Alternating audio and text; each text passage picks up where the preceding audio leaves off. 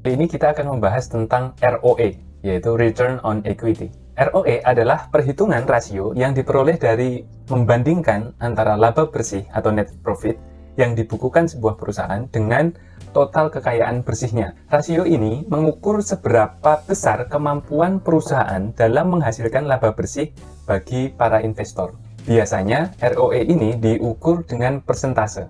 Jika nilai ROE ini mendekati angka 100%, maka dapat dikatakan bahwa perusahaan tersebut memiliki profitabilitas yang baik. Banyak ahli menyampaikan bahwa ROE yang baik itu minimal 10%, dan jika dia bisa lebih besar maka semakin baik. Khusus untuk sektor perbankan, akan semakin baik apabila kita memilih saham dengan ROE yang lebih tinggi daripada ROA-nya. Kita bisa menggunakan angka ROE ini dengan cara membandingkan antara perusahaan satu dengan perusahaan yang lainnya. Jadi, misalnya kita bisa lihat pada contoh di layar ini ya. Jadi di sini terlihat ada dua perusahaan ya, perusahaan A dan perusahaan B seperti yang ada di layar ini.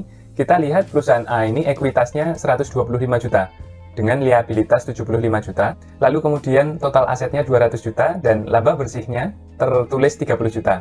Dibandingkan dengan perusahaan B yang mempunyai ekuitas 50 juta, lalu kemudian liabilitas 100 juta, lalu kemudian total aset 150 juta, dan laba bersih 25 juta.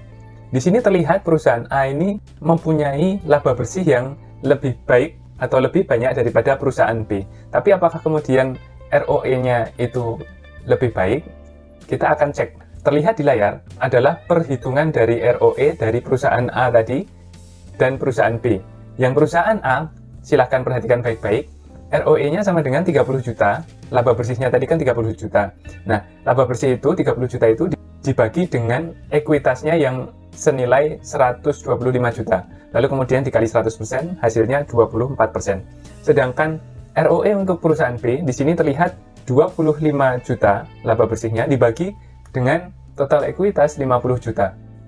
Lalu dikalikan 100%, akhirnya mendapatkan hasil ROE-nya itu adalah 50%. Dari sini kita bisa melihat ya perbedaan antara perusahaan A dan perusahaan B. Walaupun perusahaan A ini mempunyai laba yang lebih baik daripada perusahaan B, tapi dari segi ROE, ini kita bisa melihat bahwa perusahaan B lebih baik daripada perusahaan A. Ini terkait dengan efisiensi bagaimana cara dia mendapatkan profit. Jadi investor ini bisa membandingkan ROE yang mana yang lebih baik dari perusahaan satu dan perusahaan yang lainnya yang sejenis sebelum menentukan kemana modal akan diinvestasikan. Perhitungan ROE ini juga membuktikan bahwa tingginya laba bersih tidak menjamin suatu perusahaan itu benar-benar meraup untung yang tinggi seperti yang terlihat. Begitu juga dengan harga saham perusahaan tersebut, itu juga tidak menjamin apakah saham itu baik atau tidak. Harga saham perusahaan ini tidak otomatis terdongkrak karena hanya ada faktor laba yang tinggi.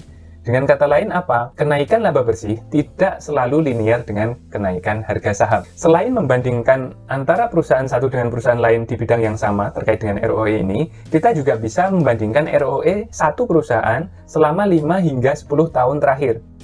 Ini akan memberikan informasi pertumbuhan perusahaan secara lebih signifikan. Meski rentang 50 tahun ini tidak menjamin perusahaan tersebut akan konsisten selamanya, setidaknya kita bisa mengetahui grafik rata-rata perolehan perusahaannya.